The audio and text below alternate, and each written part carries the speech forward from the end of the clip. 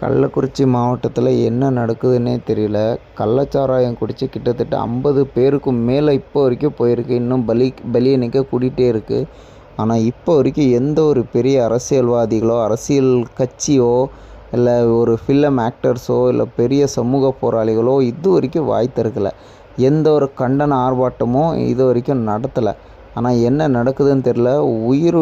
இந்த ஒரு உயிர் பலி என்பது அதிகமாக அரிச்சிருக்குது. ஒரு உயிருடைய வேல்வேஷன் தெரியாமல் அரசாங்கம் விளையாடிட்டு கொண்டிருக்காங்க.